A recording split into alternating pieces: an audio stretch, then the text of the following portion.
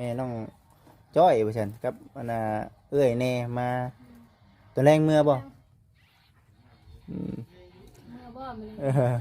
มาแรงว่าไปเมื่อนอนคือนอนคืนนึงทำ นอนคืน ควันพอควัน ว่าแล้วก็เกินว่าอุ่นหรือว่าค่ำคูณเนาะค่ำคูณก่อน บีช้าแล้วมาเลยยังไม่ได้บี เมียนเมียนเฮือนเมียนชา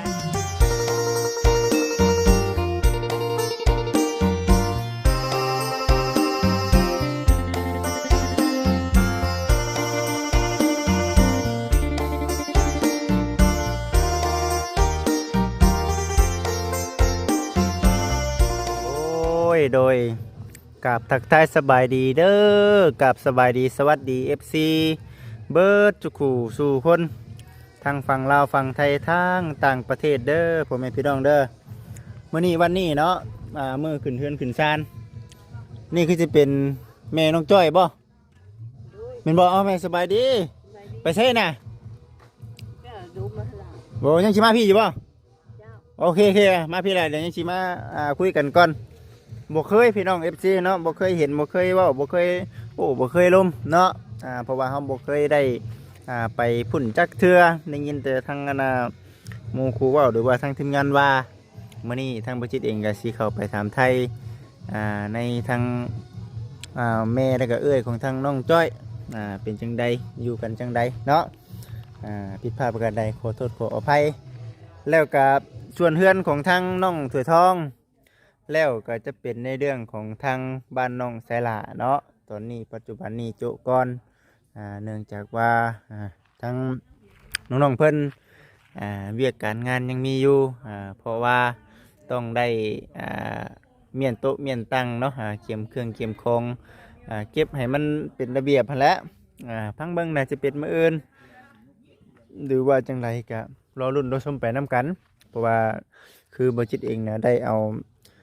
บงกุงบกแก้วมาเป็นทีเรียบร้อยแล้วถ้าหากว่าน้องเพิ่นจบจากการจากงานก็คือสิได้ดำเนินการต่อสิบ่ได้ถ่าบจิตเนาะเพราะว่าตอนนี้ปัจจุบันนี้เครื่องของได้เอามาได้เบิดเป็นทีเรียบร้อยได้ละพี่น้องเอ้ยเนาะก่อนอื่นสิ่งที่สำคัญเนาะกับทักทายสบายดีอีกทีเถื่อเด้อเนาะอยู่ดีไม่แห้งสุขกายสบายใจมือสันวันดีมือจบมืองามเนาะมือขึ้นเฮือนใหม่ของทาง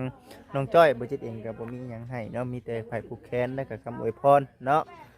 มอบให้กับทางน้องจ้อยเพิ่นบัดนี้ยังพี่และเนาะน้องถวยทองและกับน้องอนาสลาปัจจุบันนี้ยังบ่ทันได้มีการเคลื่อนไหวในเรื่องการเอาขึ้นเทื่อพังเบิ่งว่าสิขึ้นมื้อใดวันใดเด้อผมพี่น้องเด้อ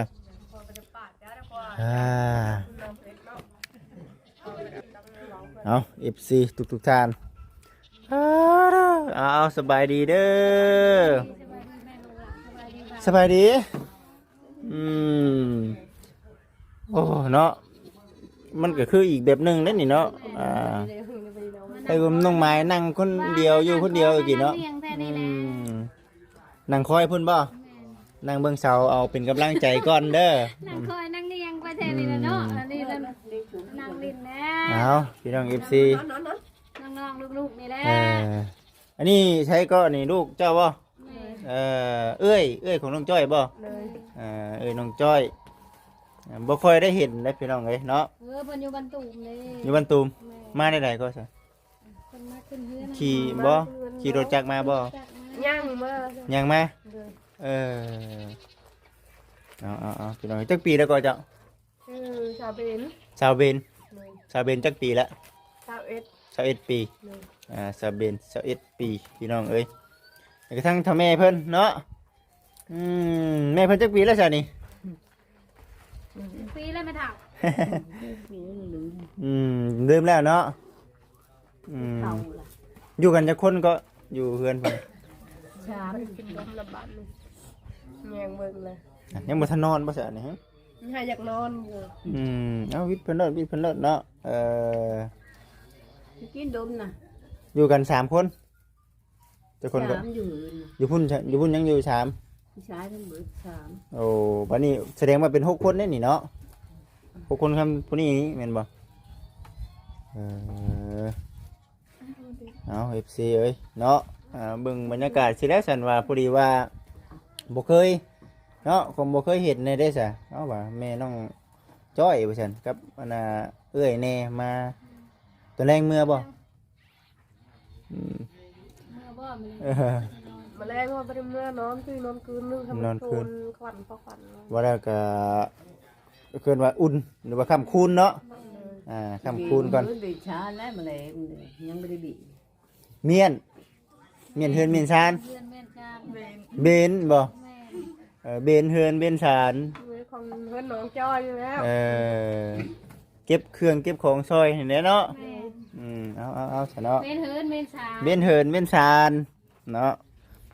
สำเนียงเพิ่นเด้อ FC ไทยเด้ สำเนียงผู้ไทย แม่ อืม ยายชุกินลายนมน่ะนั่นน่ะงอนลูก ของเบิดถามเตานี่แหละ ใช่ ใช่แล้วใหญ่ล่ะ น้องหยังก็เจ้าชื่อหยังก็ลืมเลย น้องชาวเบน ซาเบนอืมในลูกผัวเด้อฮะ ลูกผัว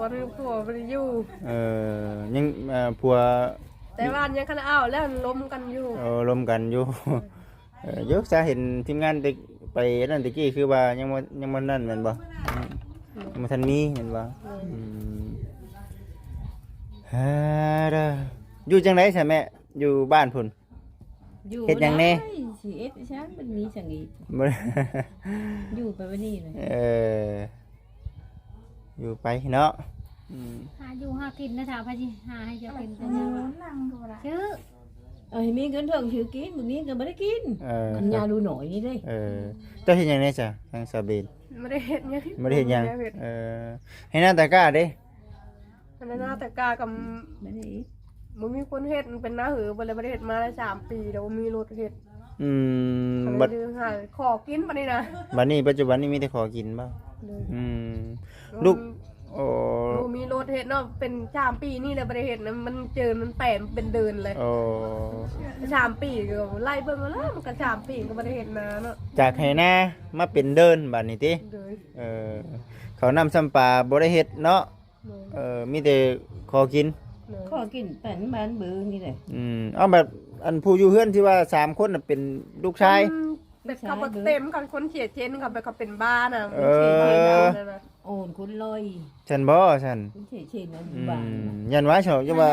หักใหญ่ได้ซะเพิ่นใหญ่เด้ ท่าแบบก็ท่าแบบนี้โอนนี่ได้ ใหญ่บ่ซำไรประมาณจักปี เป็นบ้าบ่เลย โอ้มัน แบบนี้โอนนี่ เรา ลื่นบ่ ลื่นเขา3สักทีเนาะ อ้ายบ่ เลย โอ้แต่ว่าเพิ่นสิบ่เต็ม โบดบัด หมดโรงพยาบาล แบบนี้โอนนี่เลย อืม คุณอยู่บ้านผู้ชายน่ะเช่นแบบแบบโอนนี่เลย ชาตะงอนเนาะ ก็เลย แกว่งหัวงวดไปนั่นเลยแบบโอนเลย ก็เลยเพิ่งพาใส่บ่ได้ บ่ได้เลยบ่เฉยๆที่ได้ฉายยัง ง่าย ไป บ่ กิน เห็น ข้าวเที่ยวปลาก็ยังบ่ถือ กินข้าวใส่ปากก็ยังบ่ถึกติ ไม่ถือแล้วผิดพลาดไปแล้ว มือมันจันเลยนี่เรา เห็นมันกินข้าวไปนี่มันชิ้นไปนี่ เวลาจกข้าวกับมันก็ โจ๊ก ลง มันโกเอาเผาโกถูกปาก เป็นอะไรต้นชาติเลย นั่นแหละคอยจึงว่ามันเบ่งโอนคนฉิน โอ้ ญาติก็ไปโหดลูกรักตึ้งรักไปวันนั้นเลย บอก ขอบัดนี้เรื่องเขาวเรื่องน้ำก็เพิ่นก็ให้หลายอยู่บ่แบบชาวบ้านนั่นน่ะ โทษถูกนี่แหละ เขาใช้เงี้ยนี่แหละเต็มถุงหูนี่แหละ คนจะให้น้อยขอกินคู่มือนี่เลย เดี๋ยวนี้ก็ขอกินบ่ ขอกินคู่มือ ขอกินคุณมือมันไม่ได้เห็นนาได้เนาะ ได้นาก็ เอ ได้ อ มาไม่ได้เห็นมา3 ปีเลย หักเย้ลำบากอยู่แม่นบ่ แต่ลำบากนะน้องบ่มีข้าวกินโคมเช้าโคมอะไร เฮือนอยู่พุ่นเป็นจังได๋เฮือนอยู่พุ่นบ่ขออนุญาตนำบ่เคยจักที่เลยบ่เคยไป โอ้ยถ้ามันสิลงน่ะสิลงทาผูก บ่เฮือนใหม่ แบ บ่ บเช่าเข่งมัน สูงบ่เฮือนน่ะสูงบ่ซำใด ช่วงแรกเค้กน่ะชูมาเนี่ยล้มหมาละโคยบัดนี้มันฉายไปนะฉาย เป็นเรื่องใหญ่เลยกะทำเพื่อนหลังเนี่ยแต่ว่ามันชุ่ม โอ้ซำนี้แม่นบ่ เช้าอันนี้ คาราพาไม่ได้ ขาไม่กระจาด หมา ขาไม่เฮม เช้าตั้ง เช่า เค้ มัน ง เข่งตั้งเข่งกับเช่าชุ่มแล้วเขาคืนมันเขาไปเขาไก่อูนึงไว้มันอะไร โอ้ มันฉายไปเลยขนม ใช่ เลย แต่มันเก่ามันได้หลายปี มันละข้างทั้งสาในโชงข้างสามข้าง อืม จะขี้หนูบ่ได้ บ่ให้ได้คือ อาศัยไผบาดนี่ติ บ่มีผู้เอก เอาผ้า อันนี้มันเด่นแล้วมันหักนะ ค่ะมันหัก แล้วมันก็มันจะโคยกว่า อั อั น น นี้ นี้ ล้มมันแห้ง หัก ไม่ได้ล้มแห้งล่ะปุ๊บพากระทำมันอยู่เหินหนองน้องเหินหนองไม่ได้ลุมน่ะ โอ้ มันคือมันหักคือมันหักอันนี้นะมันก็บ่เป็นอย่างเนาะคือมันหักก็คือมันหลายปีเก่าเลย สิให้ไผหาซ่อมหาแปลงก็บ่ได้แล้วบัดเนาะ ไม่ได้ เนาะอันนี้แหละ FC เอ้ยเนาะอันนี้ก็เป็นครั้งแรกครับบ่ได้เคยอันนั้นได้บ่เคยอันน่ะไปจักเทื่ออะไรก็บ่จักอีกตัวเท่าถามเบิ่งหมู่เบิ่งคู่เอ้าว่าซั่นแม่น้องจ้อยคนใดว่าซั่นคนใดว่าคนนี้ว่าซั่นก็ได้ว่าเอามาถามไทยเบิ่งก่อนนะเขาบอกว่าเบื่อบ่มีเบื่อเลยจ้ะเขาเบื่อเขายางเขานั่นยางเขามันทับเขาถ่ายกล้ามขาแล้วจ้ะมันทับบ่เพิ่นว่า ระวังมันทับได้ติระวังล้มทับได้เนาะว่าซั่นอันนี้ก็พุ่นเด็กน้อยคือมีแต่ยุงบ่กัดน่ะ มันมีมุมกลางมันคือ บ่มีมุ้ง เลยมุมกลาง นอน เต็ม เด้ เลย นอนน้ำน้องจอยนะคืนนี้บ่กล้า โอ้นอนน้ำน้องจ้อย ว่านอนเฮื น อ อนอยู่บ้านน่ะแม่ ย่างมาเสานี่ โอ้ย่างมา นอนอยู่บ้านเสานี่นอนอยู่เฮ้ยเพิ่นเลยบ่ได้กลางมุ้ง คือเห็นแรงมานี่มานำกันขึ้นมานอนน้ำน้องจอย จับพิษคนละจ้ะนี่ มาเสานี่อุ้มลูกมา พอ เสา อย่าง นี่ อุ้มลูกมาเสาคือ มีหมูกลางลูกกัน มันก็จะมาแรงมันน่ะ บ่ได้ แม่ แม่ นี่แม่มา คอยผู้ดี มาเนาะ คอยผู้ดีไร จับพิษคนละกระเจ้า มันอุ้มมาเสานี่ไรอันนี้นะ นี่ฮะได้ไม่แล้วคอยเลยเป็นหลักคุมผู้น้อยแล้ว เจ้ายังว่ามันมาอยู่ว่านี่ จะมากับบ่าวแล้วนะ บ่ได้ดมกินลาย มีแต่เบิ่งหันได้ซะเนาะสู้ มุงกลางมันดีกว่า ๆมุ้งกลางก็บ่มีเนาะยุงนี่แหละนี่หัวปูดูคู่อยู่เนาะแม่ตุนแดง น้ำขาไม่ได้ปิดอ่ะ น้ำเค็งน้ำขาเด็กน้อยกับยุงนี่ศัตรูกันเนาะมีหมูกะไม่ได้ไม้บึ้ดชนเจ้าอยู่นะนี่ว่านี่นะ เบิดเลยลูกบองผู้พายแล้วนี่เหลือน้อยเดียว หาเมื่อเจ้านี่ก็บอกนี่กินเลย นุ่มเพิ่นบ่นั่นน่ะ เบิดเงินผู้พายเลย ก้อยให้ตลอดเลยแม่นบ่ ก็เลยนะนี่นะเอาน้อมกินนี่เมื่อชนเจ้านี่แหละสามเจ้านี่เลยนี่ จะบ่วงสัก สองเบิดก็นี่ระดมมันเลยเป้าผู้พายนมพุ่นนมตามนี่เอามือเดียวอันนี้นึกว่าใครเล่นได้เป็นทิศนึงกองนึงแทนชา5,000กองนึงนมพุ่น แสดงว่าคือบ่คนละอย่างนำคือทั้งเจ้าป้าอย่าห่างกับผู้นี้บ่นี่พ่อผู้นี้บ่ได้ว่าจังไดลูกเจ้าเองนี่เนี่ย ลูกเขาเอง พ่อเพิ่น พอเพิ่นปะแล้ว ป้าแล้วเนาะติดพ่อใหม่วันนี้ติดพ่อใหม่แล้วพ่อใหม่เพิ่นพี่สาวเด็กเลยไปคุยได้3 มื้อไปคุยกัน3 มื้อแล้วคนทัน บ่คนทันเป็นได้คือว่าบ่ได้คุย เรามีผู้สาวใหม่เป็นน้องเพชรนะขอก็เลยบ่ได้คุย3 มื้อแล้ว แสดงว่าโสดอยู่ซะนี่เนาะ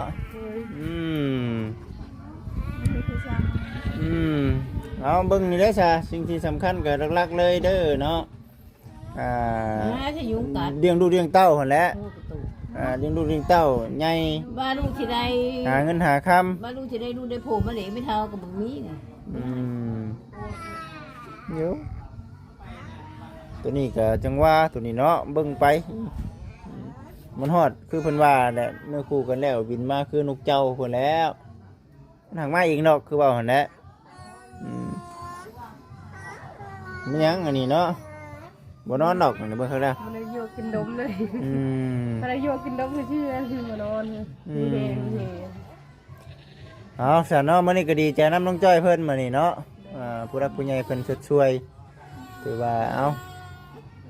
มื้อนี้จะเป็นมื้อสันวันดีเลยมื้อแรกเนาะถือว่าเอา ใจน้ำแร่ แม่น อยู่เฮือนงามแล้ว ได้อยู่เฮือนจบเฮือนงามวันนี้น้องไม้ก็นั่งสิได้น้องไม้เฮ็ดหยังได้ซะมื้อนี้ซอยเวียกเพิ่นมื้อนี้ ล้างถ้วยแล้วล้างถ้วยน่ะย่านว่าเนาะช่วยกันนั่นแหละพอ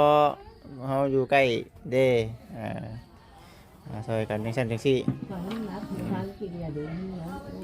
แล้วก็อย่าลืมไปพุ่นละย่อเสาซอยเอ้ยคำน้ำมาแล้วก็ได้เด้อ เป็นแลนด์วัฒนเนาะเนาะลูกอ่ะกลัวหอนน้องอันนี้โอ้ยจังเลยบ่นี่ดำเจี๊ยบมือจ้ะ มันบ่เห็นบ่เฒ่ากันว่าจ้ะ เห็นพ่อเฒ่าบ่อันนี้ก็เนาะเคยอยู่นำพ่อเฒ่าบ่ติดพ่อเฒ่าเนาะ เท่า ติดกว่าเฒ่า ติดกว่าเฒ่าอืม แม่อยู่ในแท้บ่อยากอยู่ได้เลย อ่าเนาะ ไว้ไปมันหนักเติมคนละ เอา FC เอ้ยเนาะคือสิประมาณนี้แหละมีแต่อันน่ะวิทย์จากมื้ออื่นมื้ออื่นก็สิได้พากันเมื่อบ่อืม ลูกก้อน นอนคืนน้ำมื่นก่อนเมื่อนอนให้มันทนพอขวัญเพิ่นก่อน สบายขวัญเนาะพอน่ะอุ่นแน่ ถึงได้มาที่นึงเนอะ อืม ได้มาก็มือ เออชูๆได้ฉบัดนี้เนาะ น้องจอยเป็นลูกพ่อแก้วแม่พรแหละเจ้ามาลูกเนาะยืนตะพอนนี่แหละ เนาะนี่ได้อนี่เบิ่งแย่งกันไปสิแหละนี่เนาะ เด็กกินหัวมันมัดยอบแม่ โอ้ก็บ่ได้ห้ามดอกเนาะคิดฮอดคิดฮอดก็มาหาลูกเต้าได้จ้ะคือเช่นว่าออกเคลื่อนแล้วซะบ่ได้ก็ได้เนาะออกเคลื่อนหน่อยดิ เพื่อนได้น้อง ออกเคลื่อนออกชานบัดนี้ก็พุ่นละในเรื่องบอกขออนุญาตในอนาคตมันต้องมีก็เขาก็อยู่ในครอบครัวเขาเนาะผู้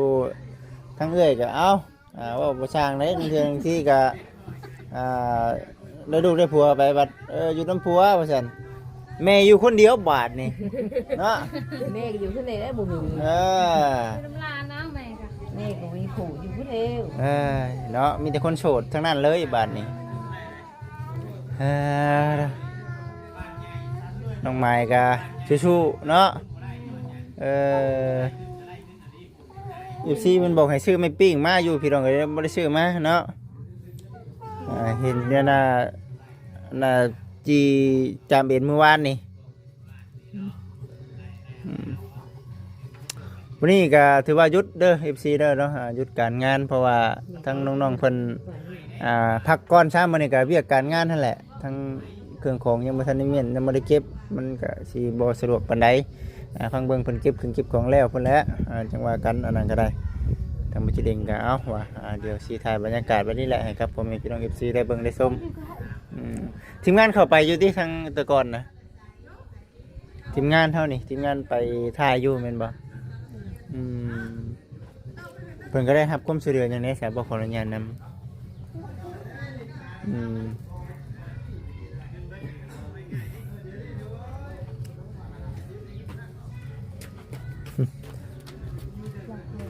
ลืมแล้ว โอ้พระนั่นของโคมันน่ะมันโหนน่ะ เนาะเอาสันเด็ดซีเอ้ยคือซีแนวนี้แหล้วเนาะเอาคักเลยพี่น้องเอ้ยเนาะเอาฝนสิตกจังไดจังหนึงนี่แหละเนาะเบิ่งมื้อนี้ก็ได้ฝนทั้งนั้นก็เปิดเพลงตึมๆอยู่เนาะเอาขอโทษขอไป FC หลายๆมื้อนั่นเด้เป็นมื้อสันวันดีของเพิ่นเนาะเอาขอให้เพิ่นม่วนเพิ่นชื่นจบจากนี้ต่อไปก็จะได้บุกเวียกบุกการบุกงานต่อเนาะก็ขอให้ประสบผลสำเร็จในหน้าที่การงานเบิดทุกคู่ทุกคนเบิดสี่หาหลังนี้เด้อเนาะขอให้มีแต่สิ่งดีๆเข้ามาในชีวิตเนาะบ่จิตเองก็เอาดีใจหลายที่ว่าในที่สุดทางน้องจ้อยก็ได้ขึ้นแล้วขึ้นชานลันเป็นเนาะได้สำคัญกับทางน้องดาวและบัดนี้ในเรื่องของทางสองหนุ่มเฮานี่แหละบัดนี้เนาะยังมาทันเดียวยังมาทันทัวรอเบิ่งรอชมไปน้ำกันเด้อพ่อแม่พี่น้องเด้อเอาจังไดก็ขอให้ FC ทุกท่านขอให้ทางผู้รักผู้ใหญ่อยู่ดีไม่แห้งปราศจากโรคภัยไข้เจ็บทุกประการคิดเงินขอได้เงินคิดคำขอได้คำเนาะขอกล่าวคำว่าสบายดีเด้อ FC เด้อ